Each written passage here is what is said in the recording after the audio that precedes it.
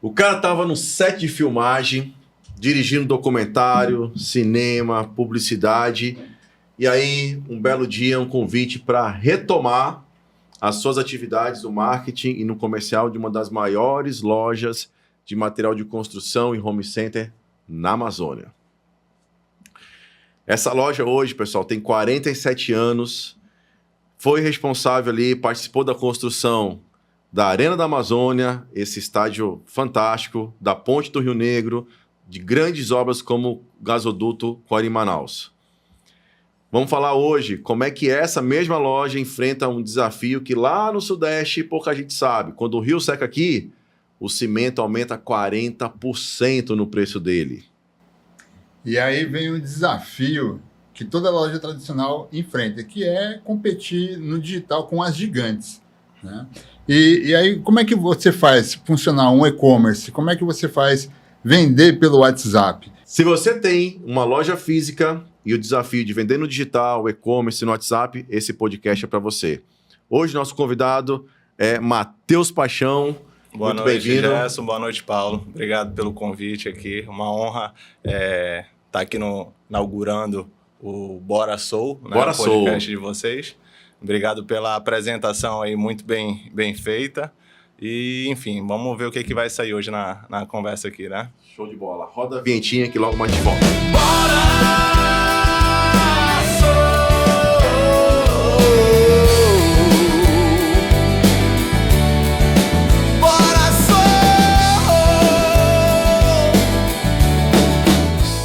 Matheus, bem-vindo ao Bora Soul. A gente estava falando aqui um pouquinho nos bastidores. Como é que nasceu essa iniciativa, essa ideia?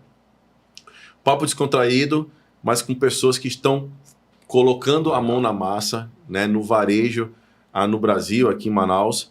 E a nossa proposta é falar um pouquinho sobre isso. Tá. Né, os desafios de uma operação de vocês. Tá. Vamos falar sobre a operação no digital, WhatsApp, um pouquinho desse conto, essa história toda. Para você que não conhece a plataforma da SoulPlus, nós somos uma plataforma de atendimento digital. Nós integramos por Omnichannel vários tipos de canais.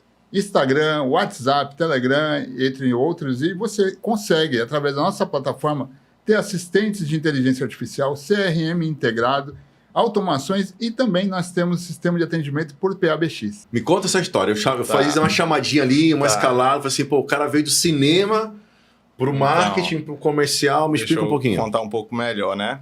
Na verdade, eu inicio minha jornada profissional dentro da empresa, Casa das Correias, empresa familiar, fundada em 78, mas em 2000, meu pai e o sócio assumiram a gestão do negócio, já vinham do mesmo segmento e pegaram a empresa com um cadastro para atender bem o polo industrial de Manaus, que foi criada para isso e é a área deles mesmo. Então, o core deles, a essência deles é comércio e é vender para o polo industrial, está bem abastecido. Então, a nossa operação gira basicamente com esse foco principal. Surgiu nisso, se fortaleceu nisso. Hoje a gente é muito estável para atender esse público específico e a gente foi se desenvolvendo no meio do caminho para ir começando também a atender o varejo pelo mix grande de produtos que a gente acaba tendo. Mas voltando um pouco para a minha história, eu comecei nesse ecossistema, cresci dentro do negócio, desde muito novo, sempre com muita vontade de trabalhar lá. E então entrei novo, com 17 lá, e comecei minha carreira profissional lá, começando nos estoques, fiquei quase um ano em todos os depósitos lá. Depois subi para venda, mas logo em seguida surgiu a oportunidade de eu iniciar uma operação de importação de produtos dentro da empresa lá. Me especializei e comecei a operar o comércio exterior lá. Em seguida fui aderindo a outros segmentos dentro da loja. Na época também fiquei coordenando o marketing junto com o diretor comercial da época e fiquei ali dando uma assistência para o diretor como um vice-diretor.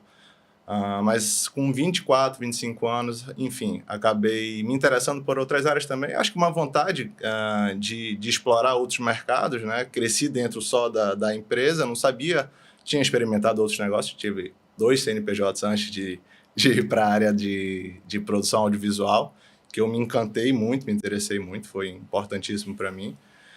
Então, com 24, 25 anos, comecei a me interessar na fotografia, comecei a estudar bastante. Enquanto estava lá ainda, comecei a adquirir alguns equipamentos E depois de um tempo, 2015, 16, eu saí da empresa para começar a trabalhar nessa área de audiovisual. Me especializei em cinema e documentário e trabalhei bastante com documentários, foi onde eu me encontrei mesmo ali no audiovisual. Viajei bastante com algumas ONGs, viajei aí na América Latina bastante e voltei para cá. E aí veio a pandemia, né? Tudo meio que se estagnou e, coincidentemente, na época, a Casa das Correias estava trocando a equipe de marketing, eles iam tentar terceirizar, alguma coisa assim, e aí me convidaram, pô, tu não quer voltar? Assume o marketing pra gente? Falei, não, beleza, vou voltar, vou assumir o marketing. E, enfim, voltei, só que é aquilo, voltei meio que para casa, né? E aí assumi o marketing, mas sempre vendo ali os espaços que estavam faltando, que precisava, que não precisava. E logo em seguida que eu cheguei na empresa, assumi o marketing, no mês seguinte, o diretor comercial da época saiu da empresa. Já estava lá com a gente há uns bons 15, 20 anos, eu acho. E essa cadeira ficou vazia. E na época eu também não estava apto nem pronto para assumir essa cadeira, apesar de gostar e almejar, me mantive no marketing. Em mais ou menos 1 ano e meio, 2 anos atrás, eu acabei assumindo a cadeira também de direção comercial da empresa e estou hoje aqui. E, Matheus, mas mata a minha curiosidade. Como é que era o seu dia a dia? Set de filmagem, equipe, gravação? Porque é um ambiente rotina. Totalmente diferente da rotina do varejo que você tem hoje, né? É outra rotina. Eu me acostumei muito com a rotina comercial, né? Quando eu fui para a área do audiovisual, realmente uma outra. Os horários são diferentes, as pessoas que tu trata são diferentes, os tempos de acontecimento são diferentes. Hoje, basicamente, a operação, entre aspas, se resume entre comprar e vender, né? Mas para até comprar e vender, se gera uma operação hoje de quase 400 funcionários, ou mais, na verdade, já passamos disso. Então, foi realmente uma mudança assim, de cenário absurdo. Para mim foi realmente uma grande novidade. Não sabia como é que era não acordar cedo, sair de casa e trabalhar e chegar à noite. Então, os horários eram diferentes. Migrei muito para a parte de edição. Então, quando eu estava no audiovisual, no início também, pela experimentação, eu gostava de dominar a cadeia inteira, né? Na cadeia operacional do audiovisual inteiro. Então, isso me demandava muito tempo. E eu gostava sempre de ficar nas madrugadas, assim, né? Então, meus horários eram bem diferentes. Acordava um pouco mais tarde, me preparava na tarde, assim, para alguma edição longa e tal. Então, era a rotina muito diferente, né? A rotina eu organizava por semana. Os finais de semana eu acabava trabalhando muito. Tinha bastante freela que eu pegava também. Muito evento cultural. Então, isso puxava muito. Então, os horários e as rotinas eram completamente diferentes. Foi bom por um tempo. Mas hoje, voltar para a rotina, ainda mais agora, que antes eu também não tinha esposa nem filhas, hoje eu tenho 2 filhas e estou casado, então a rotina tem que ser outra mesmo. Então hoje eu estou bem adequado à rotina da direção, do comercial, assim. Enfim, tudo é adaptação, né? Mas é uma outra, são 2 universos muito diferentes, mas que eu acho que enriqueceram bastante o meu olhar, para eu conseguir olhar tanto o nosso negócio de fora, né, como alguém externo, que não conseguia ver o nosso negócio de fora, só estava dentro, é muito difícil tu conseguir ter esse olhar externo teu. Então, eu consegui ter um olhar de um outro mercado, consegui olhar o nosso negócio de fora e consegui desenvolver, acho que a própria visão, né, da fotografia ali, o olhar, o storytelling, a forma de compreender as coisas, as próprias pessoas, né? Então, sempre gostei muito de entrevistar as pessoas, de saber ouvir. Eu acho que sempre fui muito calado, agora que eu estou começando a falar mais. Então, é o primeiro podcast que eu apareço. Passei muito tempo calado porque eu, enfim, não gosto de falar besteira, mas hoje eu já estou um pouco mais seguro para poder falar.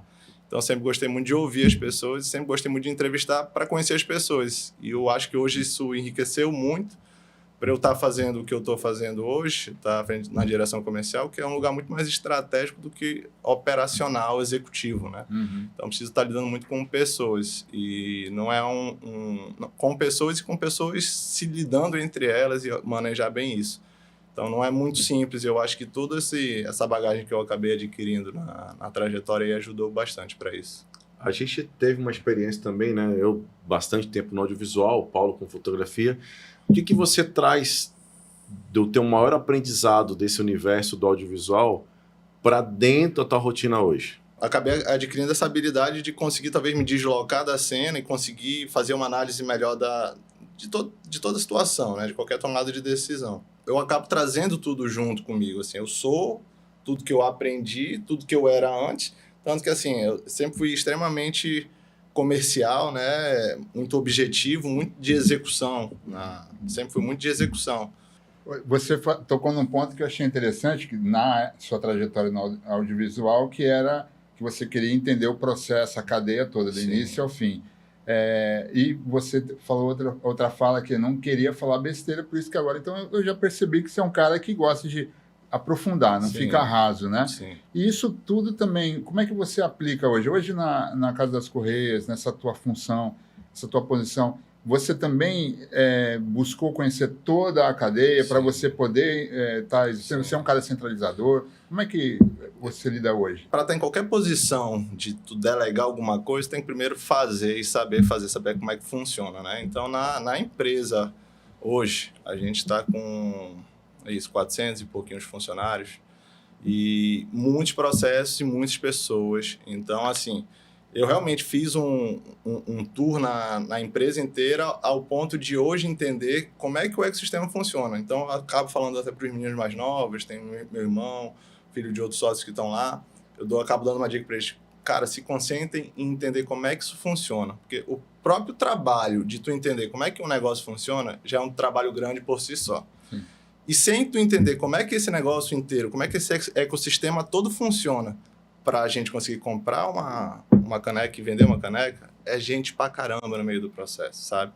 Então, assim, primeiro passo que eu falo que é um passo muito trabalhoso é tu realmente conseguir entender a tua operação do início ao fim. Isso parece algo simples, mas dificilmente é assim. Acho que na empresa de vocês tem processo, tem pessoas. Sim. O Gerson sabe exatamente qual é o parafuso que ele vai ter que apertar, mas o cara que chegou há 2 anos... ele não faz nem ideia, talvez para a gente acaba sendo óbvio, para o cara não é. Então, assim, entender todo o processo, toda a cadeia, do início ao fim, da gente pensar em comprar, analisar a necessidade de compra de um produto, colocar o produto, aí somado a nossa especificidade geográfica aqui no Amazonas, né, que é esse que é um dos grandes temas aqui, talvez, que a gente fale.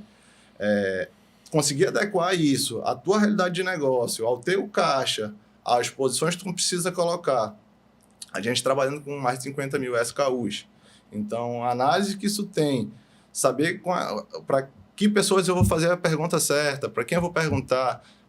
Alguém está me demandando alguma coisa, tem que direcionar. Talvez não seja eu que tenha que responder essa pessoa, pegar essa pessoa e direcionar ela para o caminho certo, dentro do organograma, para não furar os espaços.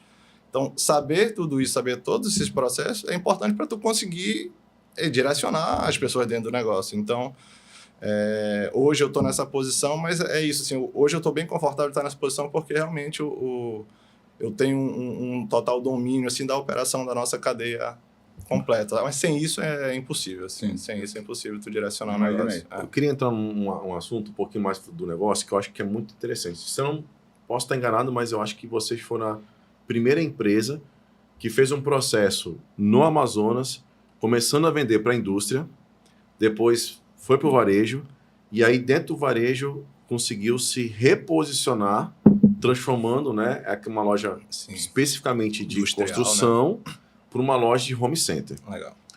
Me explica um pouquinho desse processo, essa estratégia, o que vocês viram esse posicionamento? Tá. Então, eu acho que a Casa das Correias, a CDC, ela foi muito investida, né? E esse investimento veio dos sócios, dos comerciais ali, Marcelo, Glaucio e o Joaci, conhecido como Guri. Então, esses são os caras que deram a vida para... São os fundadores. Do CNPJ, não, eles adquiriram em 2000, nos anos 2000, tá? O CNPJ é LJ Guerra, Leonardo Jeremias Guerra, também um conhecido. Mas eles estão... O Guri tá fazendo isso há, acho que 47 anos, tá? A vida inteira. Começou na empresa anterior, que era onde os dois se conheceram também, na empresa anterior que eles trabalharam junto. Fazia isso. Então, eles vivem isso, eles criaram a operação sem conhecimento, sem estudo, com muita força de vontade, com uma sabedoria que não está escrita nos livros, com a sabedoria realmente do esforço. É a sabedoria comercial, pessoas, né? Saber vender. E eles formaram um time muito acertado. Eles se complementam muito bem. Então, assim... E, assim, a gente veio de baixo, né? Então, sempre foi com muito trabalho, assim, com muito sacrifício, tudo foi construído. E hoje, assim, eu fico bem orgulhoso, assim, dessa operação que foi construída, assim, de estar dando continuidade para isso, porque o que eu estou fazendo, na verdade, é só começando a dar uma continuidade para o trabalho que foi feito, e muito bem feito, assim, pelo meu pai e pelo Guri, junto com o Jodiberto também, que é o financeiro que deu todo esse suporte para eles estarem se movimentando comercialmente. Mas foi assim, foi uma dedicação de uma vida inteira. Eles fizeram um negócio, eles fizeram à frente da loja ali, e eles implementaram a cultura organizacional que estava neles dentro das pessoas que estão com a gente até hoje. Então, assim, sempre foram um negócio e investiram e apostaram na equipe, assim. Então, hoje a gente acaba sendo o que é por conta das pessoas que estão lá com a gente, assim. A empresa é composta de pessoas, né? Então, a gente faz negócios, os negócios existem, mas antes dos negócios, a relação pessoal, a relação que eu tenho com o Gerson, com o Paulo, a gente se conheceu lá na RD 4, 5 anos atrás, já trabalha... A confiança que eu tenho nessa relação aqui fala mais alto. Então, eles construíram uma confiança de mercado muito grande. A gente é uma empresa extremamente reconhecida por tudo que eles sustentaram esse tempo todo, pela equipe que foi construída, que a gente tem até hoje, e continua apostando nas pessoas, assim, porque a gente tem funcionário de 30, 35 anos que está com a gente desde o início. Então, essa lealdade, isso assim não tem preço, sabe? Então, a gente consegue fazer o que a gente faz hoje com muito trabalho, mas com essa dedicação da nossa equipe, assim, sem as pessoas. Tu estava nesse momento quando teve essa virada de posicionamento ali da empresa? Ou tu já entrou nesse retorno seu, já estava nesse posicionamento? Qual posicionamento? Porque exatamente? a gente viu a gente vem numa trajetória de material de construção, aquela história de vender ferramenta, como é que a gente foi pro material varejo, né? de EPI, Então. né? Você entra ali, compra material de construção. Sim. Aí, de repente, você começa a olhar e fala assim, opa, vem a publicidade, e aí você vê a Casa das Correias, que é um nome estranho, Correias. Se posiciona assim, ó, agora a gente tem material para casa, vendo panela, vendo uma exatamente, toalha, né? E aí começa a se configurar como uma home center. Sim. E eu acho, se eu não me engano, foi uma das primeiras a fazer isso em Manaus. Tem isso partiu muito do Marcelo, que é o sócio, quando eu falo que eles se complementam muito bem, o Guri mais conservador, mais prático, operacional ali. Ele é operacional ali, não sabe fazer outra coisa. E o Marcelo já vai um pouco mais pro visionário, ele tá buscando mercado, ele tá vendo coisa nova, ele tá buscando novidade, ele tá visualizando 10, 15, 20, 30 anos na frente, e a cabeça dele não para, agoniado, igual eu, meu. Tem que ser o mundo é dos agoniados, né? Então, ele tem essa pulsão de vamos expandir, vamos para frente. Então, assim, quando eles começaram no Educando, né? Eu era criancinha nessa época ainda, mas eu visitava eventualmente a empresa. E sempre me encantei muito. Mas quando ele começou no Educandos, era lojão, balcão mesmo. E os dois ali na frente, lojinha bem pequena, material pendurado. E eles começaram a movimentar bastante o bairro e tal. Então, foi pela energia deles, assim, não era abrir uma loja de material de construção, mas era o próprio movimento comercial deles, sabe? Botava vamos fazer, não tem... vamos fazer, dá um jeito, pega dinheiro, vai fazendo, né? E foram fazendo. E aí tinha o ponto do Japim, que na época, em 2000 ali, já é afastado hoje. O pessoal já não gosta de ir hoje pro Japim. Uhum. Em quem dirá, na época do ano 2000 ali, era a boca do polo industrial de Manaus, não tinha muita coisa. E aí meu pai, o Marcelo, viu o ponto e tal, queria apostar no ponto. E aí os sócios, não sei e tal, bababá. Ele foi empurrando, era um ponto, era grande demais pra gente, tinha uma ideia, inclusive, ele comenta de fechar o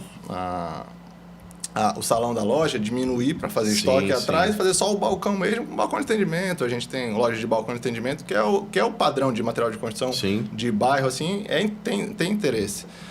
E ele, não, vamos apostar numa loja maior, queria ir pro varejo, ele queria apostar nisso, queria apostar num lojão e tal. E foi que foi, né? Foi empurrando, foi fazendo, se enfiou quase, acho que mais de um ano para ajeitar os estoques da empresa. Então, nosso estoque do Japim, o primeiro estoque lá, um dos sócios que estavam ali sem camisa, guardando produto por produto, pesando, enquanto a operação do Educando estava rodando.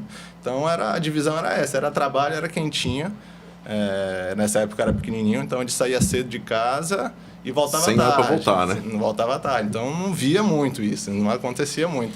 Mas foi necessário, né? Então foi uma aposta dele, sempre foi muito mais visionário, sempre buscou mais o varejo, continua ainda avançando para isso. Ele quem apostou no varejo para o nosso negócio, não, porque... E hoje o varejo para o nosso negócio está representando ali já... 60-40, 70-30, 30-40 varejo, tá? O nosso negócio principal ainda é atender bem e o polo industrial de Manaus. A gente precisa atender eles e atender bem, porque são clientes exigentes enfim, e a gente precisa atender bem eles, e isso não vai perder a nossa essência, mas a gente não consegue mais negar o varejo, assim, Legal. e a força do varejo, né? Deixa eu te perguntar uma coisa. Para quem está assistindo aí, ver um material, né, lá, uma loja de home center em Manaus, não tem noção do que é a logística para tocar um negócio desse. Não. Fala pra gente, então, os principais desafios que vocês têm, os 3 principais desafios que vocês têm para tocar esse negócio em Manaus, e não atende só Manaus, atende o Amazonas como um todo. Sim, Assim, fora a parte tributária, que eu acho que já é uma grande questão para as pessoas que estão fora da região aqui, porque a gente está aqui a vida inteira, então a gente vai se adequando à nossa situação tributária, pela nossa especificidade. Mas tirando essa questão, a questão geográfica, eu acho que acaba sendo a dor das principais empresas de Manaus, porque a gente se isola, né? Geograficamente é isolado, a logística para cá ela é custosa e é demorada, né? E para um varejo, tu não tem como, vou fazer estoque para um ano. Pô, não tem como, assim, não existe. Então, tu acaba tendo que trabalhar com just in time ali, muito, vamos colocar, muito delicado. Porque tu tem que trabalhar com 3, 4 meses de estoque, tu tem que estar com uma conferência constante ali de 40, 50 mil itens, independente de curva A, B e C, são produtos que precisam estar no estoque para não ter ruptura. E aí tu trabalha com uma cadeia logística que a gente fica refém de uma sazonalidade de rio, né? A gente fica refém... não sei se esse ano, esses 2 últimos anos agora, a gente teve a baixa do rio que afetou a gente. A primeira baixa ali foi uma surpresa para todo mundo. As operações os estoques ficaram desabastecidos, foi ruim. E aí é ruim em 2 partes, não é só ruim, no próximo ano o pessoal se organiza, os portos se organizam, fazem uma operação em Itacoatiara, mas assim... Mas quem paga o preço é a gente, é o consumidor, no caso, e o empresário, porque assim a gente fica naquela. O rio está descendo, está subindo, o frete está dobrando, estão inventando taxa de seca que nunca existiu, de $7.000. Aí como é que tu viabiliza um negócio, né? Como é que tu vai deixar de comprar um material que precisa vender e aí tu vai repassar esse preço para o consumidor? E aí acaba que não vende, né? E aí não vende e fica caro, e aí depois... fica encalhado com esse material caro, os preços baixos, a gente fica nessa oscilação logística, sobe, não sobe.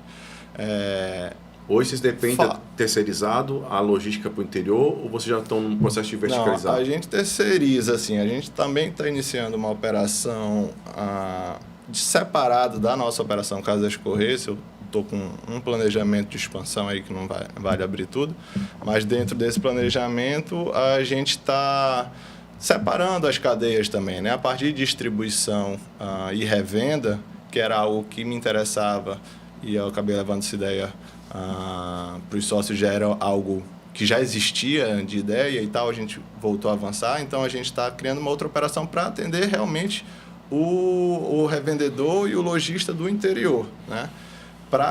Isso, para tentar facilitar essa cadeia logística, porque a gente entende que para o revendedor, para o material de construção lá do interior, ter todo esse processo tributário, de desembaraço de notas, logístico, acompanhamento, para chegar lá é uma loucura. Então, a gente acaba pegando esse trabalho e esse know-how que a gente já tem e começou essa operação de venda de atacado para revenda nos interiores e em Manaus também para algumas lojas. Só que, assim, para o interior a gente tem entregado no porto, né? Que geralmente as lojas têm os barcos de preferência, mas eu tenho estudado algumas empresas aí. A Navegan é uma baita de uma empresa também, não sei se vocês devem conhecer. Sim.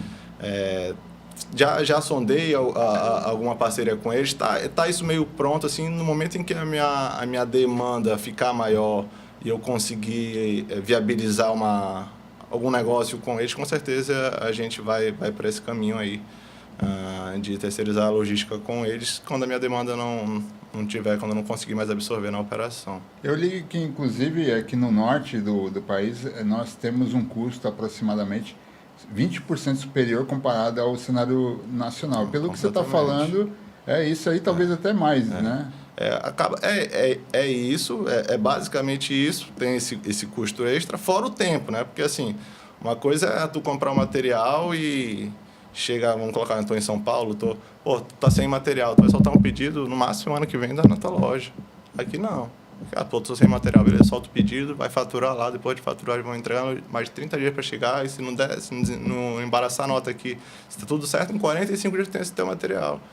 Então, assim, o preço de tu ficar 45 dias com um furo de estoque é muito mais alto do que deixar de vender esses 45 dias. Porque o teu cliente que consome contigo esse material vai ter que encontrar um outro lugar para comprar.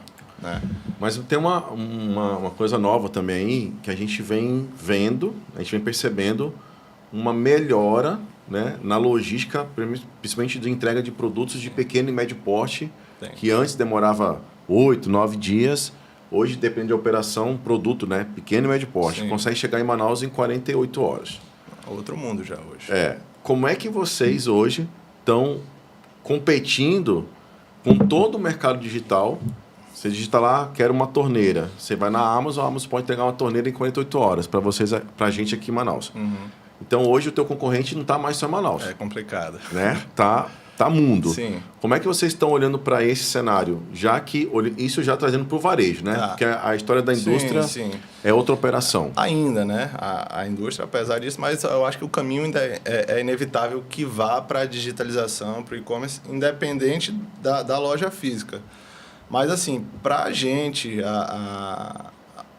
na minha visão, o e-commerce é uma realidade, tá? A venda digital é uma realidade. A concorrência é desleal, basicamente, para a gente.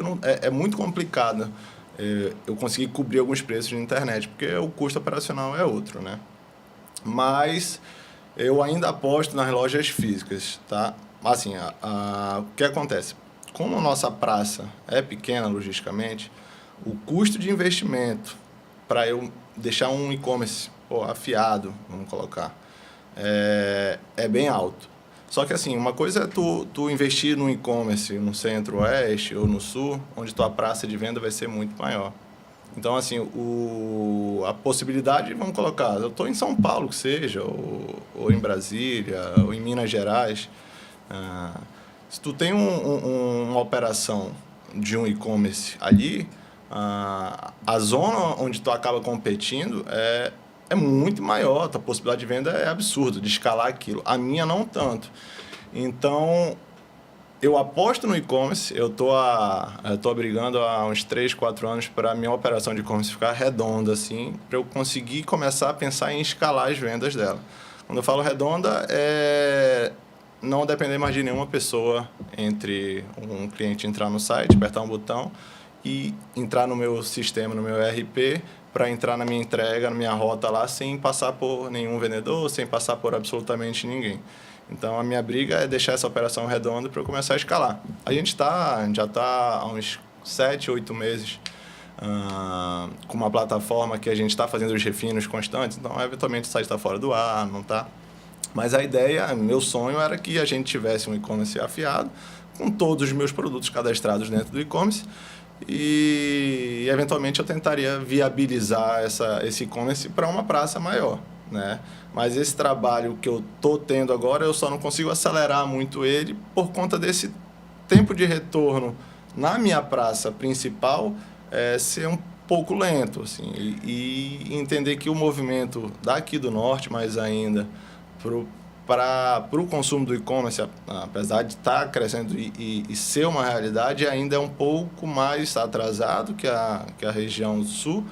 E para o meu segmento, um pouco mais, assim, porque também é isso, tu vai comprar uma torneira na Amazon, tu até vai, mas tu queria ver a torneira, tu não queria pegar lá. Às vezes tem a necessidade do agora, né, também, né? Isso, então, claro, eu compito com e-commerce e aí a gente acaba ajustando algumas realidades, geralmente produtos de valor agregado, parte de ferramentas elétricas, já é uma coisa que eu já percebi que, assim, para o e-commerce é isso, são produtos commodities, assim. O e-commerce coloca ali um markup de distribuidor, 1.3 a 1.5, né, do custo. E aí eu fico tão fora no meu cálculo de custo que eu sou obrigado a ter um rendimento menor em alguns segmentos, em algumas áreas mais específicas, para eu não ficar tão defasado também do e-commerce. Mas eu ainda aposto muito na experiência do consumidor, do toque, né, da loja física. A gente tenta fazer o máximo que consegue para tentar adequar os preços a uma realidade de mercado, né?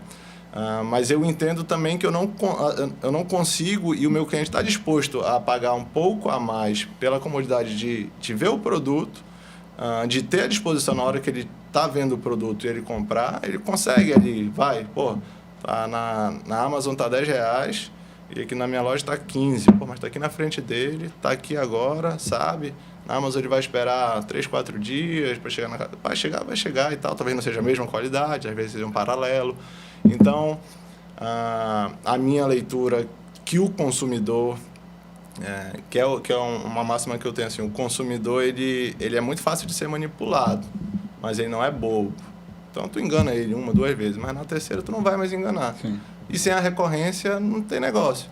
Então, eu aposto muito na qualidade do produto que a gente vende, né, na confiança que a gente dá, no trabalho que a gente faz internamente de estar sempre tentando ajustar os preços, que é um trabalho eterno, para ficar sempre competitivo, que a minha ideia é operacionalizar mesmo a venda local. Assim. Se quem puder impulsionar para sair daqui é melhor, né? E quando eu posso consumir interno, ao invés de consumir externo, eu faço isso também. Ou seja, brigar com os grandes é trazer uma experiência melhor para dentro da loja e ter um produto certo na hora que o cliente está precisando. Exatamente. Nesse sentido, a gente vê o WhatsApp aí como uma ferramenta, uma plataforma, né, de comunicação justamente para esse cliente que vai entrar em contato lá e falar assim, olha, eu estou com essa necessidade, você tem isso na sua loja agora? Uhum. Como é que é esse dia a dia com o WhatsApp? E eu acho que eu queria que você pudesse contextualizar o WhatsApp antes da pandemia e pós-pandemia. Sim. Assim, a gente, na Casa das Correias, a gente sempre teve um time de televendas bem expressivo, né? Então, o que acontece? Nosso televenda sempre foi muito ativo. Então, a nossa parte de ligação sempre foi muito ativa. E, consequentemente, com o advento do WhatsApp e da facilidade, da preferência do consumidor, às vezes só mandar uma mensagem, ligar, às vezes o cara não atende, demora, deixa eu mandar mensagem, a responsabilidade já está para lá, né? Então, antes da pandemia, é isso, assim, a pandemia, ela parece que faz tanto tempo, né? E faz mesmo tanto tempo, mas foi um divisor de águas, assim, que a gente nem lembra direito, eu acabo nem lembrando direito, mas foi realmente um divisor de águas. Foi o momento ali na loja onde a gente ativou o e-commerce, começou a vender, a gente usava a Citel na época, e usava um botzinho para ficar atualizando os estoques entre a Citel e o nosso RP, e sempre dava erro e tal. Então, esses detalhes que eu tento corrigir. E aí foi o momento onde o site realmente vendeu bem. Agora, o WhatsApp, o que aconteceu para a gente, como o nosso televenda, o nosso call center sempre é muito ativo ainda, ele se misturou e se fundiu muito com o atendimento via telefone e via WhatsApp, né? Então, hoje nosso canal de WhatsApp é muito bem assistido pela Soul, né? Momento comercial. A gente tem a parceria com a Soul aí, que quando eu estava no marketing lá... Acho que foi a primeira plataforma, né? Que vocês implementaram, a primeira experiência, né? Isso. Foi uma plataforma que, enfim, casou muito bem. E é aquilo que eu falei, eu dou preferência sempre para uma empresa local. Porque, enfim, a gente é amazonense e a gente precisa primeiro olhar para a gente. Mas tem que funcionar, né, Matheus? Não adianta ser amazonense e ser assim. Isso é o princípio, né? Precisa ser bom. Mas, pô, o cara é bom lá fora, o cara é bom aqui, pô, eu prefiro pegar com um cara que é aqui, até porque eu posso ir lá, bater na porta dele, pô, não tá funcionando, né? Porra, vem cá, Gerson e tal. Enfim, é diferente. Todas as minhas experiências de contratar empresas de fora, empresas locais é diferente, sabe? O mesmo vídeo chamado e tal. O pessoal, o real aqui, isso acho que ainda não... Acho que vai ser difícil ultrapassar. Eu percebi um comportamento, não sei se vocês perceberam também isso lá na operação de vocês. Antes da pandemia, o WhatsApp ele tinha um posicionamento que as pessoas entravam em contato já no final de uma jornada de vendas. Então, ele ia no Instagram, olhava a marca, olhava o produto, pesquisava no Google para ter uma referência, um comparativo. Então, já tinha um conhecimento maior sobre aquele produto. E aí ele falava assim, agora eu tomei a decisão, eu vou comprar. E aí, nisso que eu vou comprar, eu vou perguntar no WhatsApp. Cara, tem esse produto aí? Na pandemia, eu comecei a perceber um tipo de comportamento que o WhatsApp começou a ser usado para tudo. Então ele entrava e conta assim, onde é que fica a loja? O que vocês vendem? Né? Qual hora que está funcionando? Ah, mas você tem aquele produto? Nossa, nem sabia que isso existia, onde é que é? Ou seja, era para tudo que é tipo de informação que ele precisava, desde para saber o que a marca vendia. E aí, do outro lado, o vendedor não estava acostumado com isso, porque falou assim, nossa, eu estava acostumado até pouco tempo, o cliente perguntar se tinha um produto. Ele está perguntando para mim o que a gente faz. Então, começou um desafio também na equipe de vendas. Hoje, e aí esse hábito, a gente percebe, né? A gente tem milhares de atendimentos, né, por mês. Acho que até o ano passado estava contabilizando isso, né? A gente teve mais de 50 milhões de atendimentos com todos os clientes. Legal. E a gente começando a ver, cara, olha como o comportamento das pessoas no WhatsApp, ela mudou. Então, as pessoas entram no WhatsApp hoje não só para perguntar no final da jornada se tem. Dentro desse comportamento, vocês também têm isso lá? Tá. Como é que vocês tratam isso na equipe? Né? Como é que vocês preparam o teu time de atendimento para lidar com essas situações no dia a dia? Para a nossa operação lá, isso. Tem uma dificuldade, porque assim, meu atendimento, eu tenho um atendimento via marketing, ali tem o saque que a gente está criando agora de uma pessoa fixa. Eu tenho a social media que faz as respostas ali das redes que também chegam no CRM. E aí eu tenho alguns vendedores também que atendem na plataforma da Soul e fazem esses atendimentos. Só que pela dinâmica desses vendedores, às vezes, ele não é um vendedor exclusivo da plataforma, às vezes na minha operação é algo que eu te confesso que eu ainda tenho que ajustar, Jéssica. Que tu vai trazer a solução, que eu já te falei, que tu vai trazer o teu agente pronto para resolver meus problemas, né? Eu sou um cliente de vocês, né? Adoro comprar material eu digo assim, que eu não vou para um shopping, mas eu vou para uma loja de home center, porque, cara, eu adoro ferramentas, eu adoro isso. E o que acontece ali? Muitas vezes você fica pesquisando. E realmente, você quer lá e ver se aquele material é legal e tal. Sim. Só que a gente está num trânsito numa cidade extremamente complicada. Hoje parou tudo. Uma árvore caiu na Virgílio Sargent, foi um caos. Mas vamos lá. Eu vou sair da minha casa, pegar esse trânsito para chegar na loja se não tá. Sim.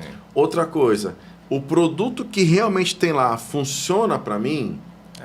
E aí eu quero essa informação no WhatsApp. Sim. E aí passa por esse desafio de formar o time lá para entregar essa informação, né, para o cliente e falar, chega aqui na loja, até brinquei aquela vez com vocês, né? Olha, quem me atendeu aqui nem sabia que ele vendia também, mas perdeu uma venda bonita aqui, porque o cara não falou, olha, quando você chegar aqui na loja, me procura. Né? Como é que você está isso hoje, vendo isso? Assim, é algo que eu acho que ainda cabe muito refino dentro da nossa operação, tá? Porque é isso, assim, é muito delicado. A própria...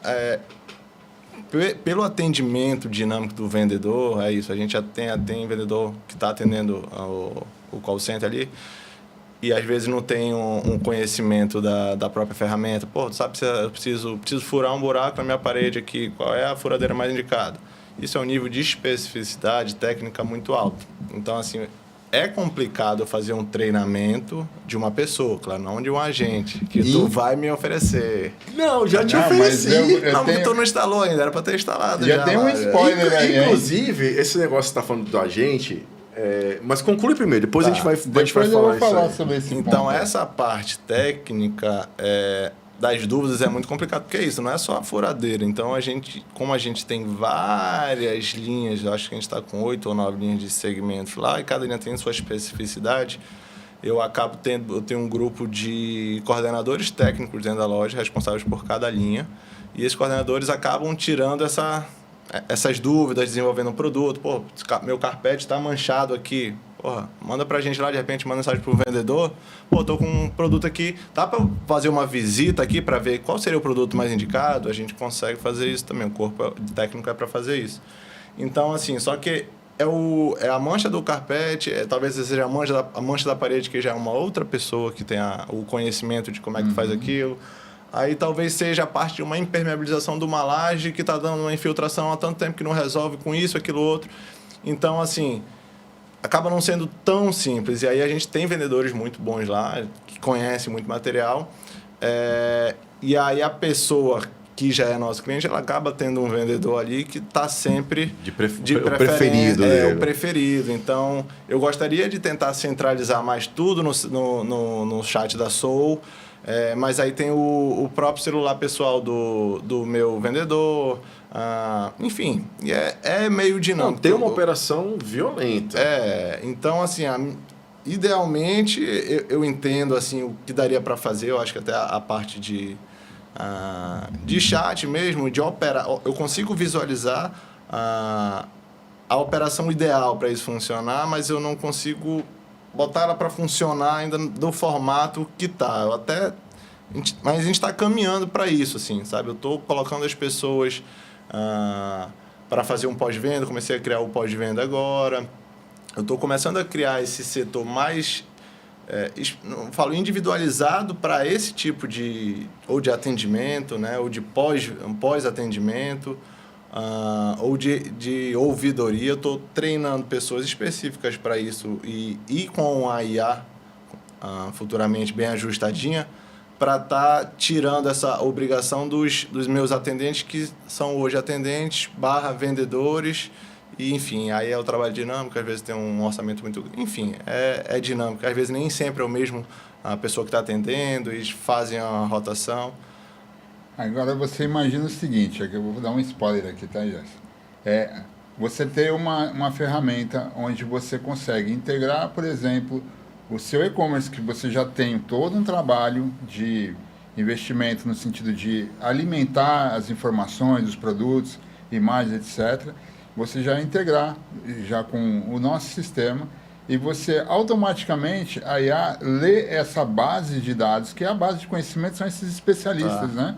E conseguir transmitir Pelo meu site, no caso. Não, pelo próprio WhatsApp. O seu cliente vai conversar pelo WhatsApp da Casa das Correias e quando ele perguntar alguma coisa, a IA ela consegue entender o contexto, qual é o produto, para que ele serve, qual a aplicação. Toda essa informação que você tem hoje com o seu especialista, você consegue transportar isso para ele. E aí fala assim, mas tudo bem, eu não quero atendimento com a IA. Porque algumas pessoas têm algumas resistências. Não tem problema, ela vai para o agente físico, humano. Só que esse humano, ele tem lá, o produto tal, ele não precisa ser especialista. Você vai ter um time de atendimento que vai ter que apenas saber usar a ferramenta que ela consulta e pergunta para a IA, enquanto ela está atendendo o cliente, como é que funciona isso aqui? E a própria IA, na plataforma, dá a resposta para ela poder ter uma própria Soul. Na própria Soul.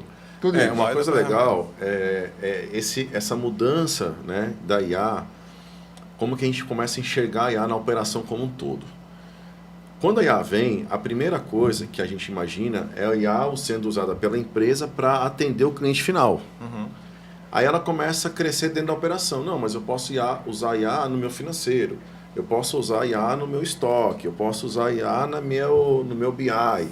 Ok, só que dentro do teu time de atendimento, do time de vendas, dentro da Soul, você tem a possibilidade, a gente vai colocar aí no vídeo para você ver como é que isso funciona na prática, O vendedor, ele está atendendo ali, e aí o cliente pergunta, já pode estar com ele, tá? Atendendo, né, o atendimento com o vendedor. E aí ele perguntou assim, cara, eu tô com uma furadeira aqui, eu preciso da boja tal, mas ela fura a parede X?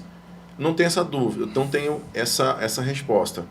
Ele, dentro da Soul, entra e faz ativa o copiloto. Tá. O que é o copiloto? Ele é um assistente Pro vendedor. criado e configurado dentro da plataforma para atender o vendedor. Tá. Então é como se ele estivesse indo lá no ChatGPT e perguntar. Isso já só tá que ativo, já está lançou? funcionando. Sim. A gente Né? vai ter que fazer um intensivão lá, tirar um dia para o Gerson ficar lá na loja, né? Sentar se trancar na Uma semana. Vai embora. Não, Tá. um dia a gente faz. E aí o que acontece? E por que isso é legal? Isso ganha produtividade, ganha eficiência, ganha qualidade.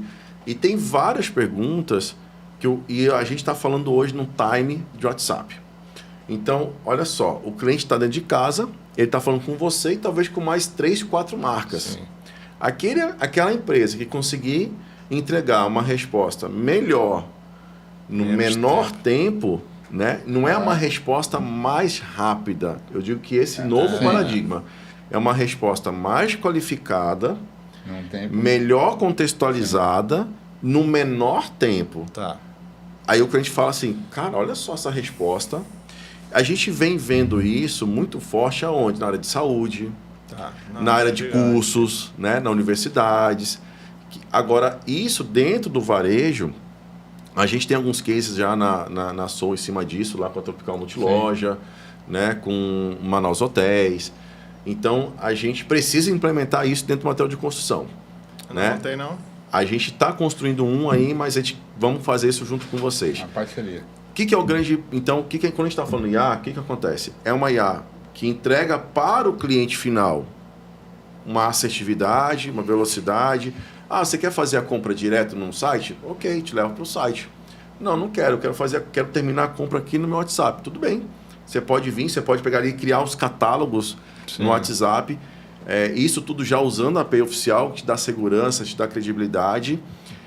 Pode gerar o link, pode estar integrado com o sistema de gestão, criar um link de pagamento pelo próprio WhatsApp, entregar para o cliente. Tá, isso talvez a gente já tenha. Dá para entregar lá para o cliente, né? E tem para aquele cliente que tem uma preferência, fala assim, não, mas eu queria finalizar com o meu vendedor, ele conseguir fazer toda a transação e para o vendedor ele tem um suporte de um atendente. Agora, o que é mais legal? Esse agente, ele é um agente controlado. Ele não é um chat GPT que ele está pegando informação de qualquer lugar sem você saber de fato a fonte. Tá, mas tu usa o GPT, mas esse agente é baseado Dentro no da GPT, Soul, né?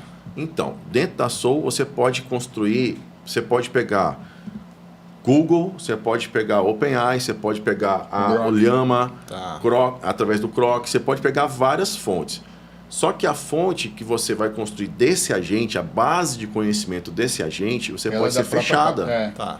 Então, assim, não, eu não quero que ele pegue... O notebook LM, que tu vai colocar... Isso aqui a tua fonte de conhecimento. Ou né? seja, daqui não é para você sair pesquisar no concorrente ou no site do fabricante. Sim. Eu quero que você entregue para o meu vendedor essa informação.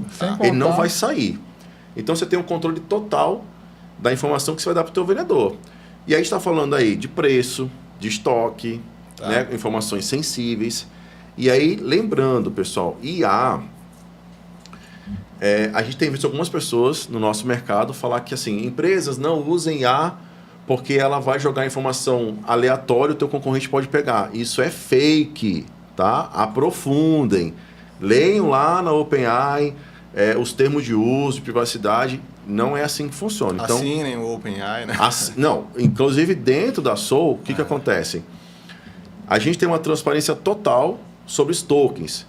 Né? Você vai trazer a chave de API que vai estar dentro da Soul, ela é da empresa. Então, a Carlos Correias vai ter uma conta lá na plataforma da OpenAI, lá no Google, vai criar uma chave, vai trazer essa chave. O que isso te traz? Te traz segurança de informação, te traz segurança de consumo dos tokens e o mais importante, te traz segurança que você de fato está usando aquele modelo que você vai escolher lá dentro da Soul, de fato que você está usando. Por quê? Existe aí no mercado, até já foi feito uma denúncia aí do nosso amigo lá da Terça, dizendo que várias plataformas que estão vendendo aí, você usa aqui todas as plataformas por R$ 99,00. Não tem Aí milagre. não tem milagre. Não tem milagre. Tem Aí almoço você grátis entra no também. site lá e fala assim, eu vou usar o 5.2 do ChatGPT, legal. Só que lá atrás, no back-end, e aí nós estamos falando de empresa Só e o sistema, front que tá diferente. só o front, lá atrás ele está usando o 4O.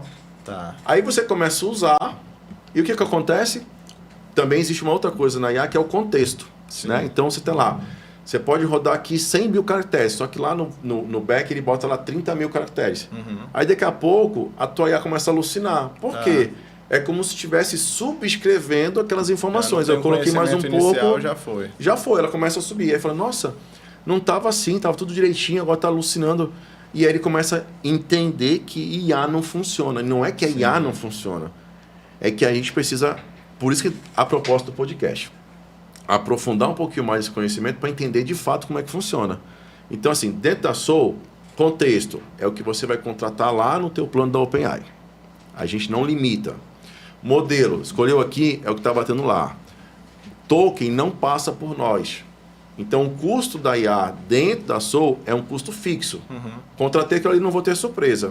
Inclusive, agora, numa nova versão que a gente está lançando em breve, da semana que vem, a gente consegue mapear para cada atendimento, inclusive por fila, pelo que você quiser, quanto você gastou. Então, você consegue, por exemplo, medir eficácia do seu agente, no sentido... Porque não adianta você criar um super agente que ele gasta muito e você acaba não viabilizando a operação. E também, além disso, é o que o Gerson falou. Na Soul, você não compra gato por lebre, é transparência. Essa nossa palavra é o que a gente quer. Vou abrir um negócio só para operacionalizar essa venda desse serviço aí. Legal. Mas olha só, não adianta a gente colocar IA no mercado, sistema. A gente está falando de IA, a gente está nesse momento, janeiro de 2026. Estamos gravando aqui o podcast em janeiro. A gente colocou a solução aí em julho do ano passado. Sim. Se a gente contabilizar a quantidade de lojas só em Manaus, de varejo, que usa IA hoje, não dá 1%. É mesmo? Não dá. De incrível. pegar todas as empresas. mesmo, É incrível.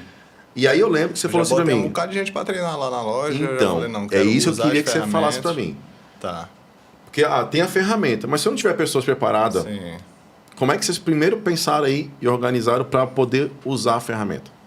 Então, assim, acho que esse universo de IA é tudo muito novo, né? Assim, aí eu sou um cara jovem, tal, eu tenho uma certa facilidade para absorver e entender o potencial da ferramenta. Mas entendo que é uma ferramenta, né? Só que é uma ferramenta muito nova. E eu acho que o bafafá, o burburinho para as pessoas, ainda mais para quem não tem muito conhecimento de tecnologia, é muito distante. Então, assim, eu consegui visualizar a possibilidade de facilidade mesmo, de economia de tempo, né, para processos mais básicos e executivos, assim, que demandam talvez um tempo enorme. Eu acho que é uma ferramenta muito útil. Mas a minha leitura assim, acho que tinha aquele medo, tipo, a IA vai roubar meu emprego e etc. Cara, para mim, assim, é muito básico que não tem como a gente substituir as pessoas e a capacidade delas. E, assim, quando se começa a utilizar IA, eu fiz um curso com o pessoal da Singular lá, que é importante para tu pegar um plano geral das coisas, porque, assim, eu falo para vocês, Paulo, para o Gerson, vocês vivem isso, assim, vocês... o negócio de vocês é isso, é a tecnologia, vocês estão constantemente atualizados. Deve abrir teu YouTube, a principal a página lá deve ser... só isso. Esses assuntos são esses. O meu é diferente, o meu são outros assuntos. Então, acabam sendo universos e bolhas, ainda mais nessa... Vocês entendem melhor do que eu, essa parte dos algoritmos. As bolhas são muito diferentes. Então, o YouTube teu é um outro YouTube, o meu YouTube é um, o do Paulo é outro. E a gente que está na frente da operação do negócio, a gente fica com muito pouco tempo para acompanhar atualizações e para investir. Eu sou um cara novo, eu consigo absorver essas ferramentas e, ao utilizar, encontrar a potência dela e fala, pô, preciso treinar minha equipe. Então, eu fiz o curso, aprendi, peguei um geral. É só evitar de bater, senão o pro... Douglas fica doido com a gente lá. Toda vez que a gente bate aqui, o Douglas... Tá estourando lá, desculpa. Então, assim, o meu movimento foi, pô, vou pegar as principais cabeças que teriam uma capacidade para absorver a ferramenta de IA, vou treinar eles e vou forçar eles a tentar implementar a ferramenta na rotina diária, né?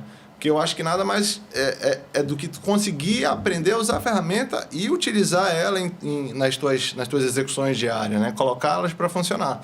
Então, peguei pessoas chaves, peguei pessoal de TI ali, 2, 3, falei, bota todo mundo para treinar, porque assim, às vezes o rapaz poderia passar o dia inteiro lá programando uma linha de código X, ou passar um dia inteiro, uma assistente poderia passar o dia inteiro preenchendo um Excel ali, que talvez com 3, 4 minutos de thinking lá, viria um negócio preenchido. Então eu falei, bom, isso é um tempo que a gente pode tentar absorver. Então uma pessoa que ia me entregar um negócio em 3 meses, ela me entrega em 2, se ela souber utilizar a ferramenta.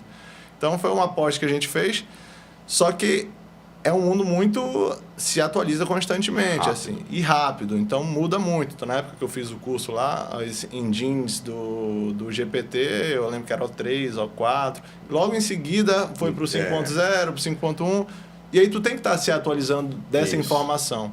E aí a minha leitura talvez as pessoas mais antigas, a níveis de direção e de gestão estratégicos, não consigam absorver e acompanhar. Não vai conseguir acompanhar nem de utilizar a ferramenta, Jéssica, muito menos de acompanhar a atualização.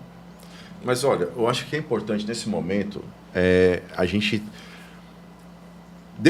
Me permita ser um pouquinho didático. Por favor. Para algumas coisas aqui que eu acho que é um momento que a gente tem a oportunidade de explicar algumas coisas.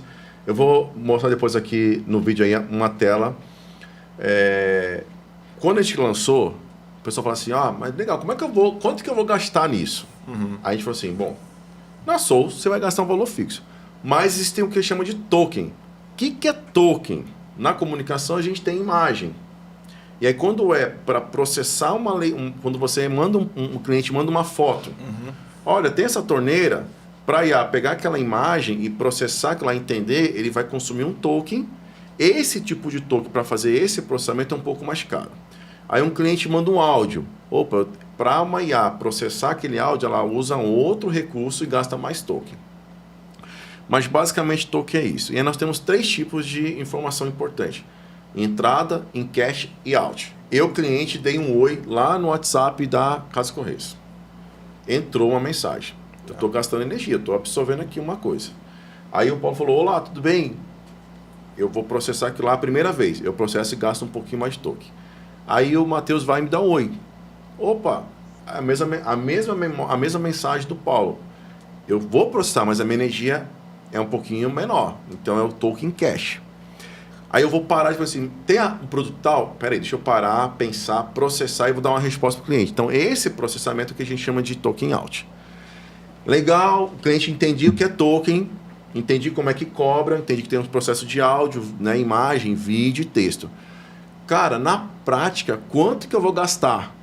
Aí nós criamos um site chamado aqui, vou te mostrar, olha que legal. Vou colocar aqui para gravar, enquanto eu faço a demonstração aqui. Entra lá, soulplus.digital/calculadora-IA. Então eu vou escolher aqui a OpenAI. Aqui você vai escolher alguns modelos. Depois a gente vai aprofundar cada modelo desse, mas eu vou colocar aqui o 5.2, que é o mais poderoso nesse momento, certo? Aqui você tem uns padrões, você pode colocar aqui mensagens, vendas, eu vou colocar aqui personalizado. Aí vamos lá. Quantos atendimentos a sua empresa faz por mês? Vou colocar aqui 3.000 atendimentos. Aqui é o pulo do gato. Para você delimitar o teu consumo de token. Vamos limitar que o número de mensagens trocadas entre o cliente e a empresa seja 20. Isso, a empresa IA. Tá, né? O agente. Isso, o assistente de IA e o cliente. Então, o cliente deu um oi, é uma mensagem. A IA respondeu, é outra mensagem. 20 entre um e outro dá para fazer bastante coisa, certo? E vamos colocar que, em média, cada mensagem enviada é um conjunto de palavras com 200 palavras. Porrada, né? É muito, É muito. tá? bastante mesmo. É muito. É um texto. Mas vamos colocar Tá, 200, tá? Normalmente é menor. E aí a gente vai calcular quanto que isso custaria para a empresa. Custaria R$ 662,28. Perfeito. Então aqui, ó, tem modelo, quantidade de atendimento, tokens in, token out. Isso aqui é legal para você ter isso aqui, ó. Custo por atendimento. Eu vou estar gastando aqui 22 centavos. Tá ótimo. Mas peraí, eu preciso usar o 5.2, o mais isso que eu ia moderno? falar. Vamos lá. Vou Porque- colocar aqui. Tá gravando a tela aí? Tá gravando. Vou colocar aqui o 4, Tá. tá? O E 4. padrão, funciona bem. Para esses atendimentos mais simples, Sim. funciona bem, né? Isso, tá? E vou calcular. Quanto que eu gastaria? 3.020,200. 438. Não, mas eu coloquei o errado aqui. Eu coloquei o 4O1 aqui, o nano. R$43. Ah, mas ensinando também. E aí, bota Mas lá. ele funciona. Funciona bem? E vamos pensar aqui, ó. Quem tá dando um banho, tá? É o Gemini. Ele tá... O menino da equipe tem falado que tem usado Nossa, bastante. cara. Nós também lá. No Pro 2, Bom. daria 483. Bom, tá monetizando esse teu site, não, pessoal? Não, 1.5, 274. Tipo, Não, isso aqui a gente fez porque justamente... Eram muitas dúvidas e as pessoas precisavam ter algo palpável. Quanto que eu vou gastar?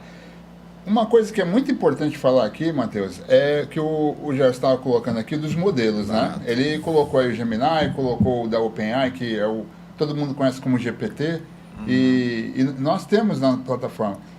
E entre eles, entre plataforma OpenAI, você tem uma série de GPTs. Entre o Gemini, você tem uma série de modelos. E agora a gente está colocando também o Grok, que também tem uma série.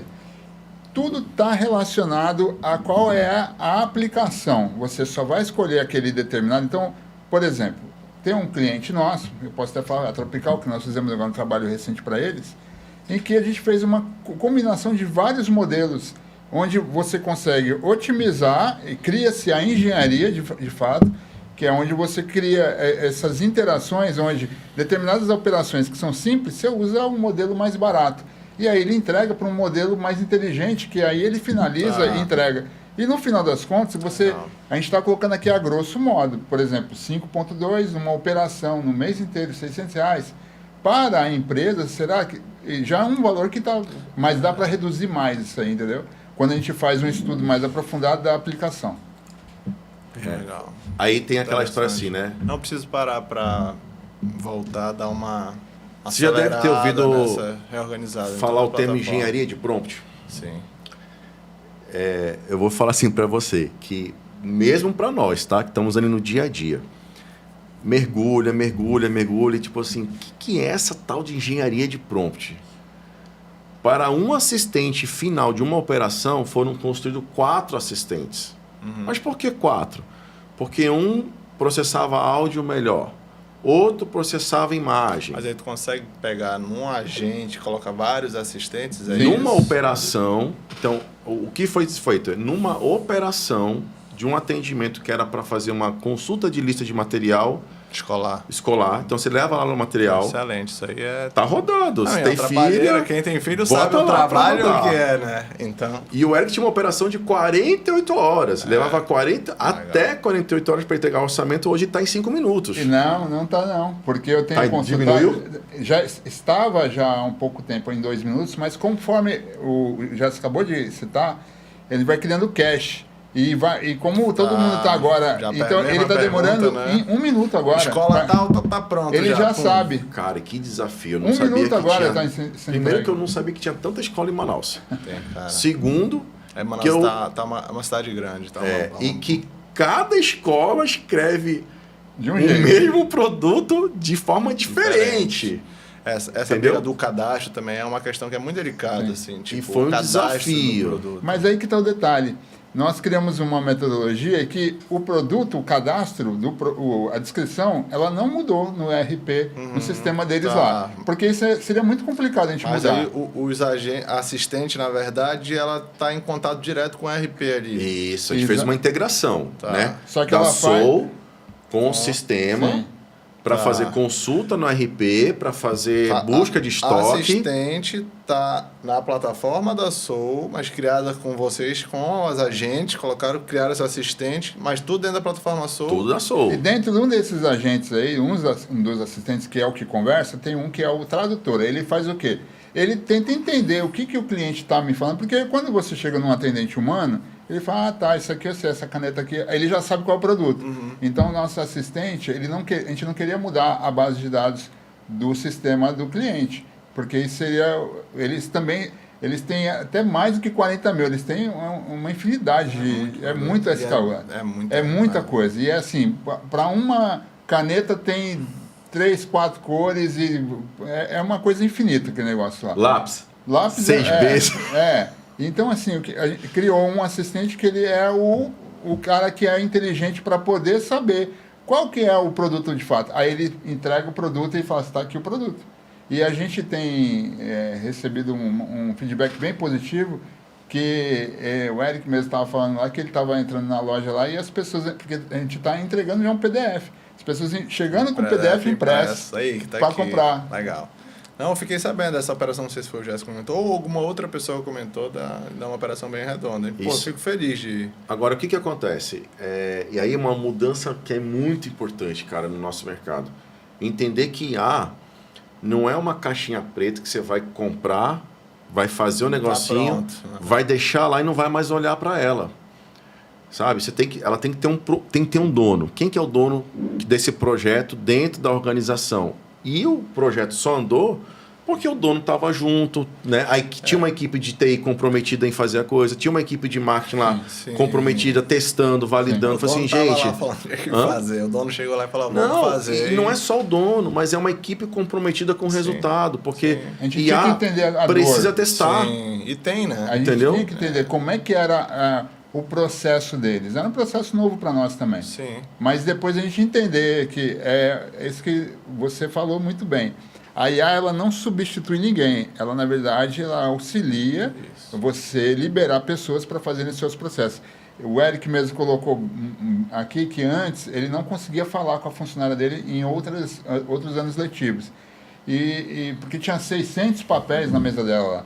E agora ele chegou esses dias, ele falou que tinha 2 papéis lá que eram de 2 clientes que queriam personalizar a lista. Então, assim, olha só o benefício que ele trouxe. Ele inclusive, está operando com 2 pessoas a menos. O preço disso, né? Não, ele falou assim, ó, diminuiu, primeiro que eu contratava 2 pessoas extras nesse período, para dar conta.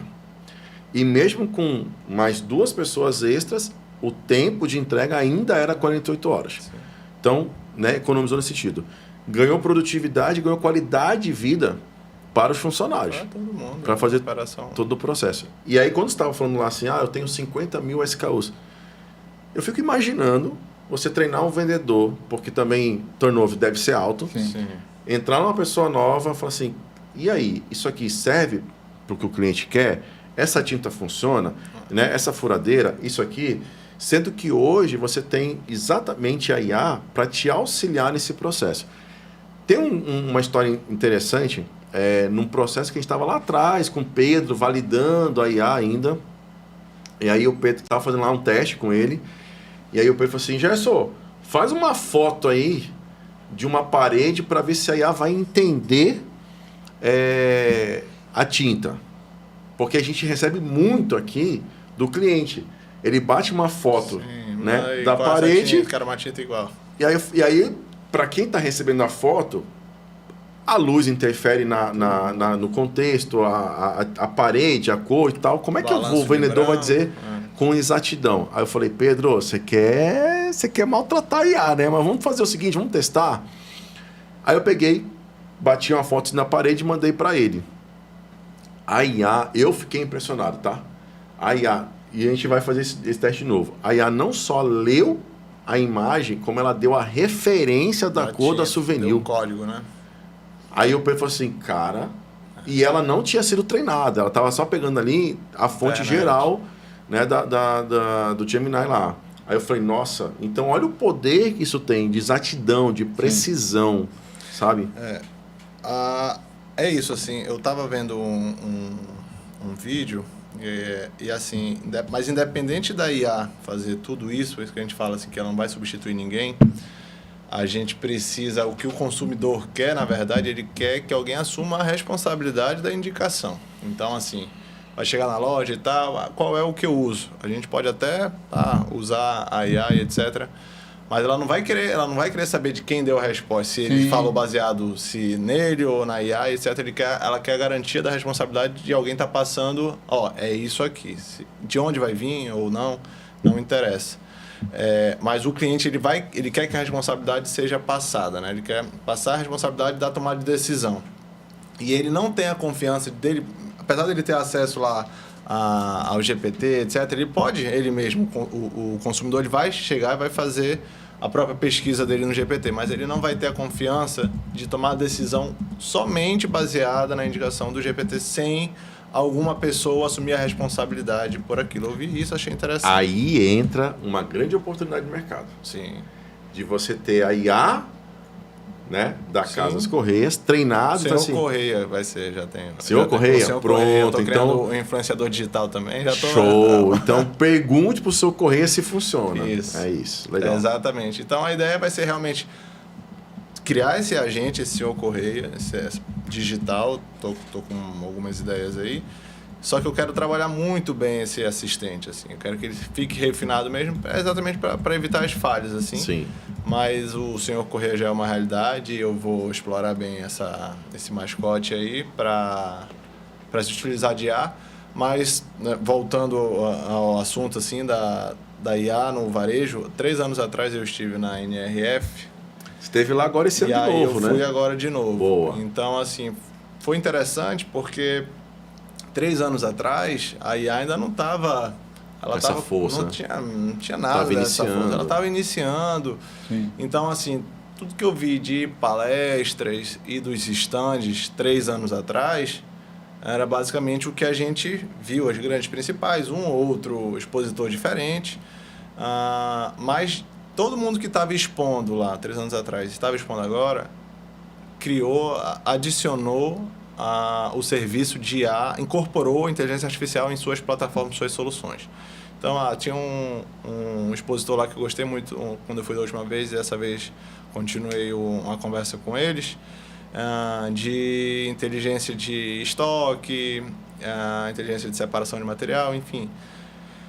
E a parte de leitores e codificadores, eles continuam da mesma pegada, só que agora com a plataforma muito mais refinada, potencializada com a inteligência artificial aderindo, sendo um produto extra. Agora, o meu serviço, a minha plataforma aqui, a minha inteligência tem a opção de tu trabalhar com IA já implementando, assim. Então, hoje já é uma realidade, né? 3 anos atrás, tinha uma ou outra startup ali, a gente falando de IA, do e-commerce, né? Da venda virtualizada, que tá muito em alta, mas não vi nada, assim, ninguém que tenha escapado de não vou se utilizar dessa ferramenta, porque a distância que fica entre uma utilização ou não da IA é imoral, assim, né?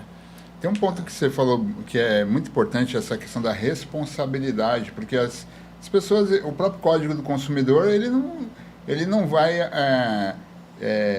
passar a mão na cabeça de uma empresa que se ela entregar, e isso é um risco para a empresa, né? Isso. Uma construção de um assistente de IA, e a gente tem essa consciência, a gente buscou conhecimento sobre isso, é baseado em guarda-reios, que é chamado, né? Então, são proteções que você cria para você evitar coisas do tipo.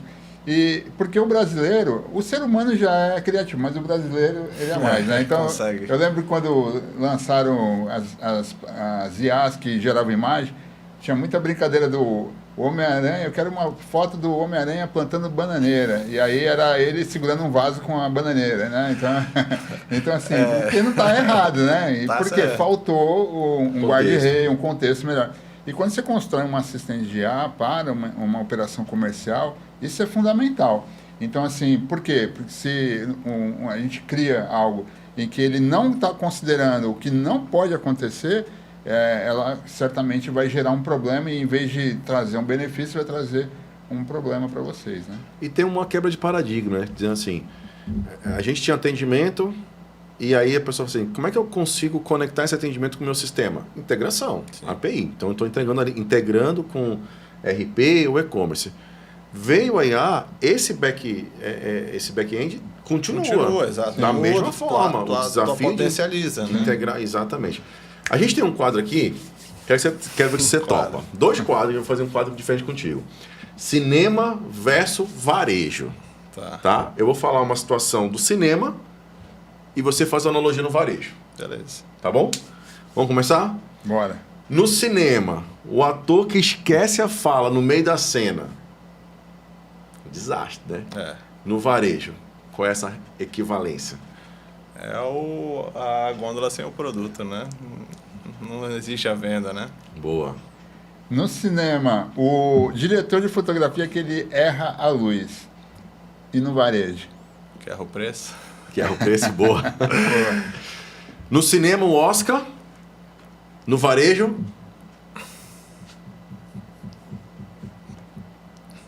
Não sei, na área de premiação, assim, mas eu acho que o primeiro lugar, né? Meta batida? Meta batida é obrigação, né? Tem que bater. Mas nem sempre o diretor comercial bate, difícil, né? Então... A gente esse ano vai ser difícil, mas eu acho que é a meta batida. E para fechar, no cinema, o filme que bomba na bilheteria e no varejo? É o produto que estoura a boca do balão, né? Que vende tudo. Acerta tudo, né? Acerta compra barato, vende bem. Comprar bem, né? Para vender bem tem que comprar bem. Porque a gente tem aqui no podcast Bora Sou o quadro Bate-Bola Malagueta. Por quê? Tempero no fiofó dos outros é refresco, né, mano? Porque... um filme que todo empresário deveria assistir. Essa é para misturar as duas coisas, né? As duas paixões, né? As duas paixões. Porque aí minha preferência de filmes acaba sendo mais poética, mas assim, eu acho que o Lobo de Wall Street é um filme bem legal, assim, pra área... Entender como o dinheiro funciona, assim, o que é o dinheiro, sei lá. Eu acho que seria só veio na minha cabeça agora, mas de preferências, assim, tem outros, né? Essa eu quero saber, qual que foi o produto mais estranho que vocês já venderam? É complicado, acho que a gente já vendeu até moto lá. Assim, patinete elétrico, mas acho que mais motinhos na época a gente fazia umas importações do Panamá, já vendeu roda, já vendeu aro lá. A gente já vendeu tanta coisa, assim, de tudo que a gente botava vendia já, a gente já vendeu, a gente já importou louça chinesa, mas naquela pegada de assento sanitário mais oriental, com aquecimento, que limpa a bunda.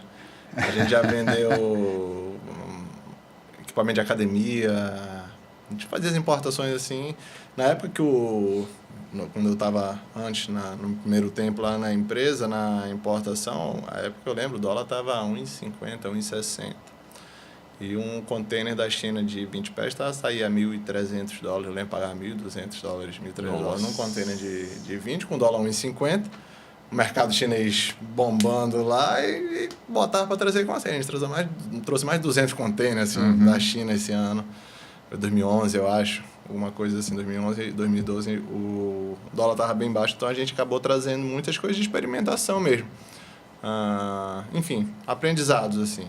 Mas a gente já vendeu muita coisa, assim, muito tipo de material diferente. Hoje a gente tenta não inventar tanto, né? Sim. A gente já aprendeu algumas coisas. Legal. Maior medo pro negócio nos próximos 5 anos?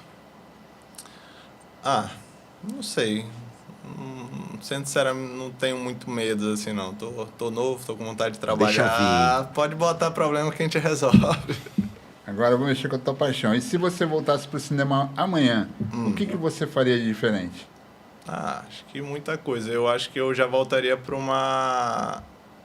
É isso, outro tempo de vida, né? Então, estou com outros propósitos, outros objetivos. Mas eu ia para publicidade, eu acho.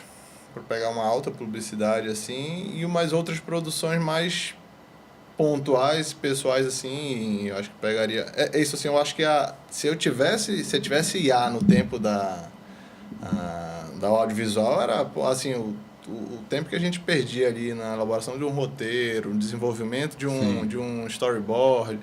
Cara, isso, assim, tomava tanto tempo. Eu escrever um edital, na época, assim, era, sabe, trabalhoso. Hoje em dia, assim, porra, é isso, assim, toma... A facilidade da IA, você não vai entregar pronto. Assertividade, né? Mas sou eu faria na mão. Pô, se eu faria na mão, eu faço com uma IA, sabe? Me dando passos mais largos. Sim. Então, hoje eu já conseguiria... Hoje, se eu fosse voltar para a direção, mas para a fotografia, eu acho que eu não tocaria mais na câmera. Agora, para mandar fazer, já tem pô, faz assim, eu quero assim, quero assado, ajeita a luz assim, ajeita a luz assada, não sairia da execução. Hoje eu iria para a direção mesmo, assim. Legal. Ver o que dá para fazer. O que faz a marca Casas Correias entrar no coração das pessoas? Eu acho que a confiança, a transparência, bem como vocês disseram, assim, o tempo de mercado que a gente tem,